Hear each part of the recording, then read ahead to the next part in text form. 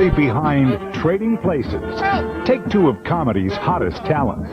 Add one of Hollywood's hottest women, and it should be smooth sailing, right? They hated my cast and really just thought I was an idiot. For Jamie Lee Curtis, a sublime chance to star in a comedy led to some ridiculous moments. It's not supposed to be there, and yet it's in this movie. Co-star Eddie Murphy was just glad she was in the movie. I thought she was the sexiest thing around. She wasn't even looking at me. Meanwhile, during the love scenes, Dan Aykroyd swore he wasn't looking at her. You know, I'm a discreet man, and then when we were doing the scene, I was turned the other way and, saw nothing. Only her sweet face. For the veteran actors, tough moments of a different kind. He made a little announcement. He said, "Ladies and gentlemen, I greatly appreciate your cooperation. I have to use profanity in this scene, and I would like to only do it once." But in the end, this cast wouldn't have traded places with anyone. The last time I had fun making a movie was Trading Places. Really? A set as side-splitting as the movie they made. Tonight, the story behind Trading Places. Here now is Ann Curry. Good evening, everybody, and welcome to the story behind Trading Places. You're about to watch a film that's considered by many moviegoers to be a classic comedy of the 1980s. It's difficult to believe, but back in 1983, when Trading Places was released, Eddie Murphy was the new kid on the block. Well, now he's a veteran star whose latest movie, Dr. Dolittle 2, opened Friday. From the moment Trading Places hit screens across the country, it was clear Murphy and co-stars Jamie Lee Curtis and Dan Aykroyd had made magic. And when you see what an adventure it was making the film, you might just wish you could have traded places with them.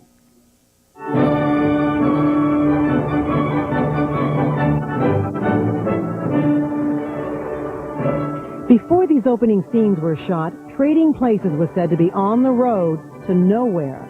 Depending on who was talking, it had the wrong cast, a worse title, and little chance for success. Even the weather played havoc. Yet somehow it beat the odds. How you doing? And among other things, helped turn a TV comedian into a major movie star. Oh, I'm sorry about that, man. This is help. I remember, just being charged up to be in a movie. Please don't kill me. I'm getting married. Hey, I don't want your bag, man. I was real playful, and the set was loose, and it was still like, wow, the movie business. It was the deuce. For Eddie Murphy, this film was a big opportunity. I remember being really excited about working with Danny because he was one of the original Not Ready for Primetime players. Louis. For Dan Aykroyd, there were surprises. And for Jamie Lee Curtis, a chance to show off a gift for comedy. Everywhere for you, baby. It's a funny movie. It's really funny bits. Right over there. Funny bits on a movie that now stirs happy memories. That's my car. I've had it good. I love my business. And millions of us love this movie. It's a whirlpool bath, sir. I think you'll enjoy it. Hey, Bubbles, man. I have no money to give you. Please. Hollywood insiders thought this movie might take a beating when it opened in June 1983. Instead, it was one of the surprise comedy hits of the decade. Yeah, you know what I like most about my place, Randy? The curtains, man. Look at the curtains. It's beautiful the way I got this place set up, man. This is A something sleeper that started out with a different name. The movie was originally called Black and White. That was the shooting title of the film.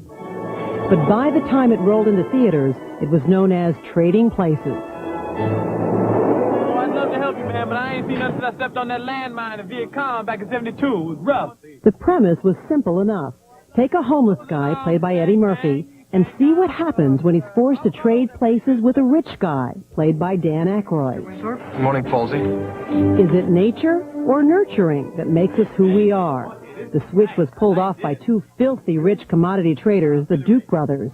Ralph Bellamy and Don Amici bet whether they could take Murphy's character off the street and make him a gentleman.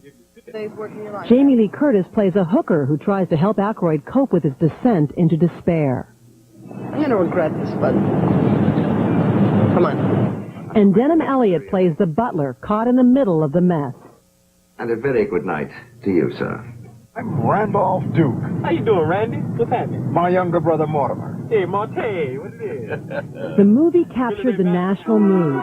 Like Frank Capra's classic comedies of the Depression years, A lot of unemployed people. Trading get Places stranded. came out when America was experiencing tough economic times.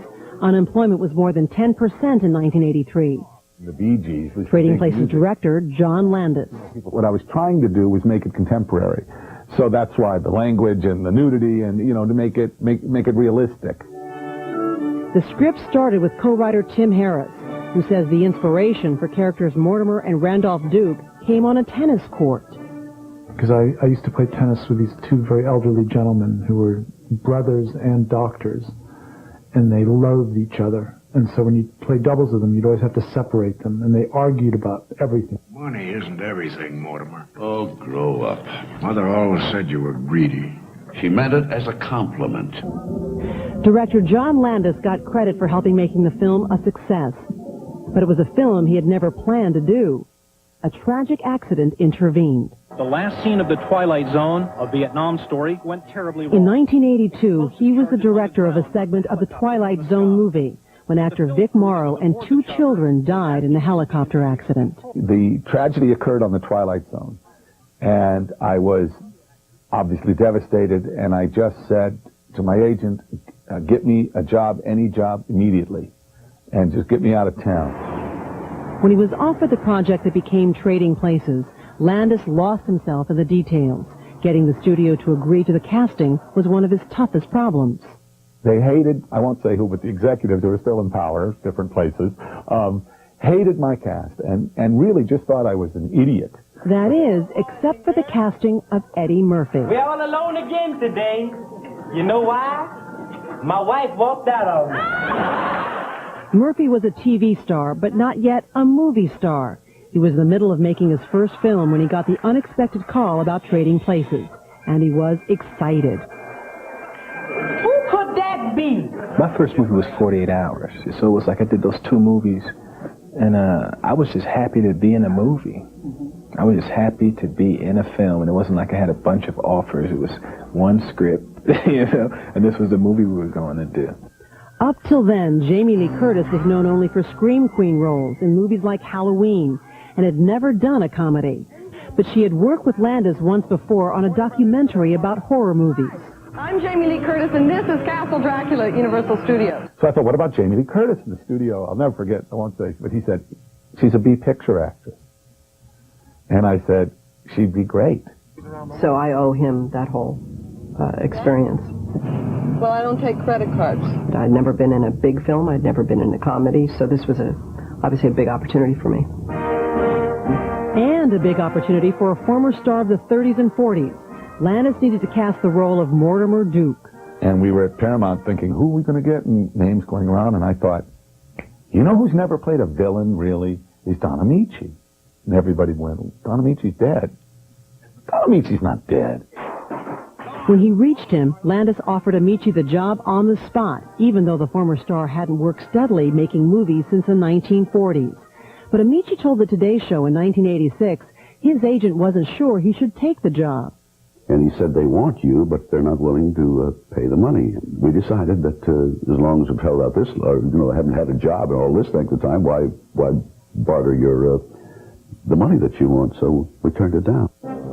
But later that day, Amici got the salary he wanted and flew to Philadelphia to join the rest of the cast.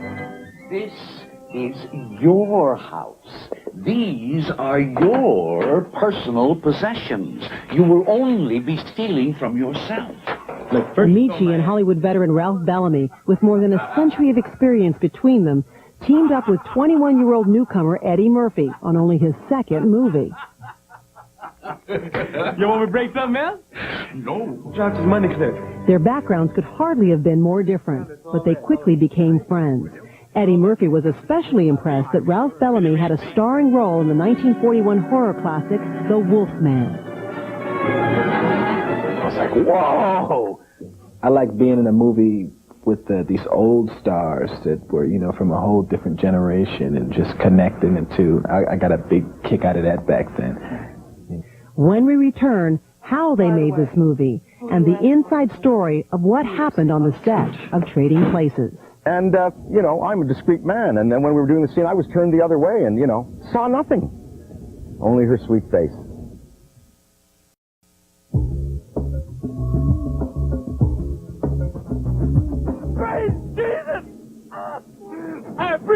Oh, this is beautiful. I can't believe. Thank you. I just don't know what to do. Winter 1983. As the cast and crew of Trading Places arrived in Philadelphia and then New York, they were greeted by some of the worst winter weather in years. The snow played havoc with the filming, and equipment and crews were stranded in the Lincoln Tunnel.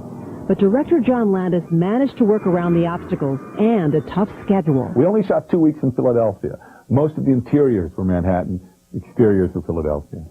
Because Eddie was on Saturday Night Live.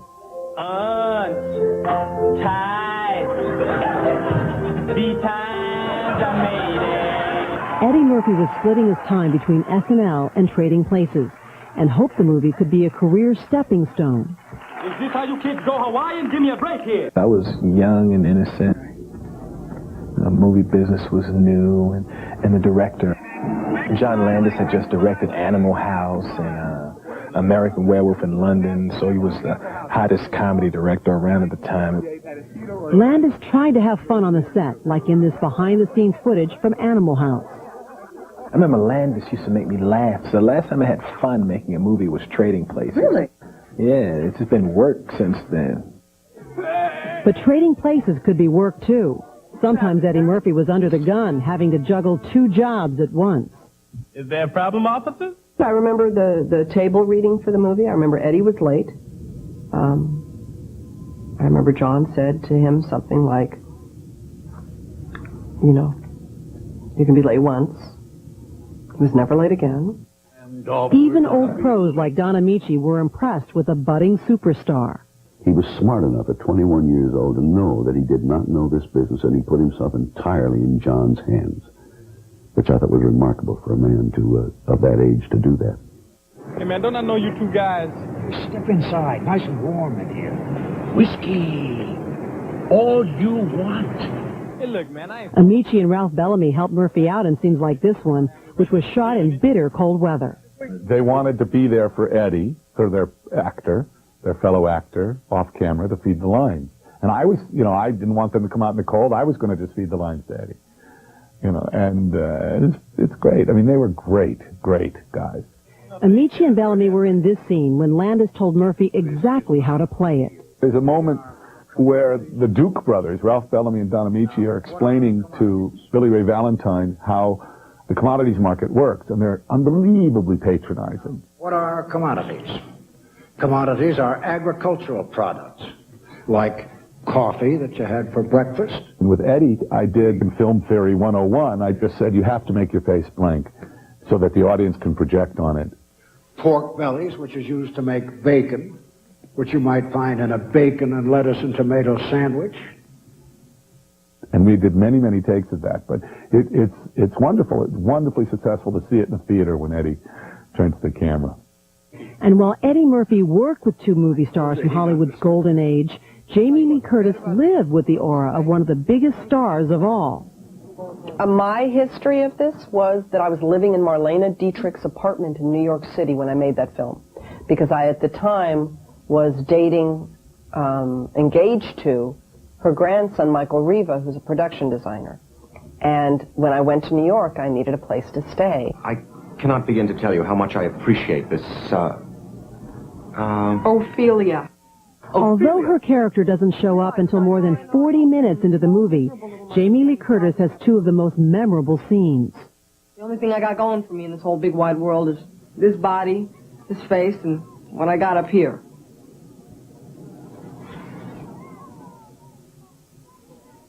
It's not my idea to take off a wig, although I still love that moment. You're not expecting it, and it's just that kind of great reveal. And there was another type of reveal. In the version of the movie released in theaters, Jamie Lee Curtis goes topless in the bedroom scene with Dan Aykroyd. Oh, Ophelia, can't tell you how good that feels. People always say to me, oh, it must have been fun, that bed scene with Jamie Lee. I saw nothing. Nothing. It's the beautiful upper carriage of my friend, Jamie Lee. You know, I'm a discreet man, and then when we were doing the scene, I was turned the other way and, you know, saw nothing. Only her sweet face. A few times, the young actress was put to the test, like in this scene when director John Landis asked her to wear a lederhosen costume and speak in a German accent. I said, I don't do accents. I said, well, you any accent at all? I said, Swedish. He said, good, do it in Swedish. Now, you would be from Austria, am I right? No, I am Inga from Sweden. Sweden. And so that's why in the scene where I'm in the Lederhosen and I say, yeah, my name is Inga, I'm from Sweden. And Denham Elliott actually looks at me and goes, But you're wearing lederhosen. Yeah, for sure from Sweden. It's not supposed to be there, and yet it's in this movie. And look at this scene. Ralph Bellamy is supposed to toss Don Amici a money clip. They're such old pros, they never break stride. Nice try, Mortimer. But this scene was no accident, just tough. John Landis needed Dan Aykroyd to stand outside in the rain, but the temperature was well below freezing. If you look closely, you can see the ice forming on the bushes. Well, the scene I do remember is in New York when they were having dinner on Park Avenue, and he had the rain machine going, and I know he made me stand out there for longer than was necessary. If you look at Danny standing there, when I would say cut, we'd run up, and he was wearing that hideous fur coat, break the ice off of Danny like that, because it was so bitterly cold. When we return, the movie shot out in the cold gets some lukewarm reviews, but warm praise from an unexpected fan. I walk in and Michael says, John, do you know Mrs. Onassis? And I was like,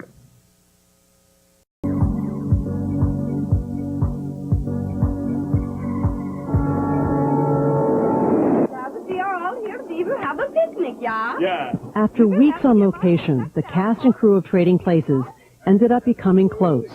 Eddie Murphy and Jamie Lee Curtis are only in a few scenes together, but he was impressed with her the moment they met. I remember walking around Philadelphia one day just shopping with Jamie Lee Curtis. She was a sweet girl. But I thought she was the sexiest thing around. She wasn't even looking at me. When she was going shopping, I just wanted to go look at her.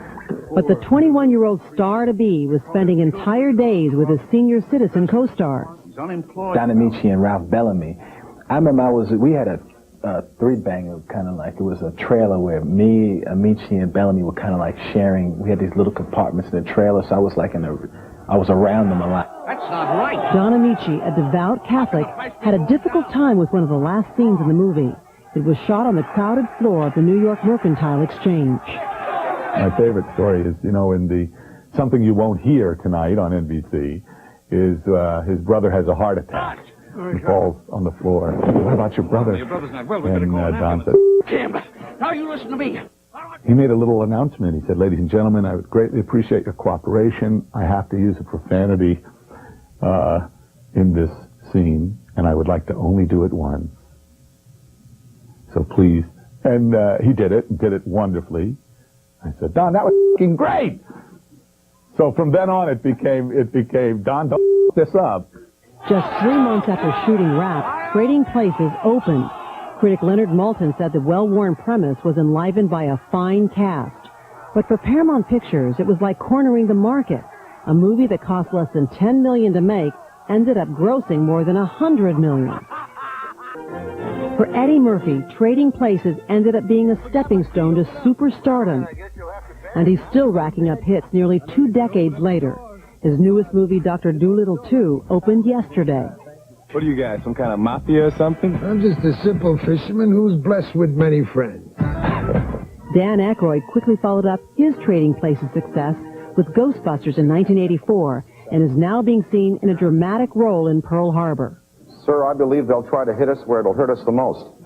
Pearl Harbor. And after Trading Places, the young actress who had been known as the Scream Queen became a star just like her parents, Janet Leigh and Tony Curtis.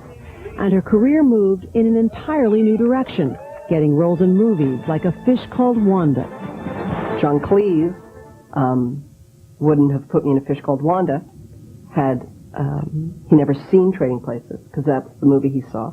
And Jim Cameron would never have put me in True Lies if I hadn't been in A Fish Called Wanda. So, I can trace it back all the way. And obviously John Landis has given me something, a great gift. Think big. Think positive. For director John Landis, the most surprising Trading Places moment came after the movie was out. He was directing Michael Jackson's Thriller video one night at a warehouse in East L.A. when Jackson asked Landis to stop by his trailer to meet a book editor. And I walk in and Michael says, John, do you know Mrs. Onassis? And I was like, because there's Jackie Kennedy sitting there. I was dumbfounded. It tells time simultaneously in Monte Carlo, Beverly Hills, London, Paris, Rome, and Stade. In Philadelphia, it's worth $50. But the best moment, and I'll never forget it, and I'll treasure it, and she was so sweet and so gracious, but she said to me, I thought Dan Aykroyd was fabulous, and I just loved the way you had those people talk. But perhaps the best story to come out of Trading Places is about veteran actors Ralph Bellamy and Don Amici, whose careers took off again 5 decades after they first became stars. They reprised their Duke brothers characters 6 years later in the John Landis-Eddie Murphy movie Coming to America. This time they were homeless themselves. In 1987, Bellamy won an honorary Oscar for Lifetime Achievement and worked steadily for the rest of his life. Mortimer, we're back. Don Amici, who before Trading Places had not had regular movie work since the 1940s, ended up having a whole new career. Now, the good news is, right after Trading Places, he went into Ronnie Howard's Cocoon, won an Oscar, and then worked till the day he died. I worked with him twice more. He just continued to work, became a star again. So it has a very happy ending. And this little movie, made on a tight budget under tough conditions, turned into one of the surprise hits of the decade. Looking good, Billy Ray! Feeling good, Louis! A couple of notes. Trading Places co-stars Don Amici and Ralph Bellamy both passed away in the early 1990s. And British actor Denham Elliott, who played Coleman the butler, was a real-life World War II hero, taken prisoner after his plane was shot down over Nazi Germany. He died in 1992. Thank you for joining us. Now stay tuned for Trading Places. I'm Ann Curry. For all of us at NBC News, good night.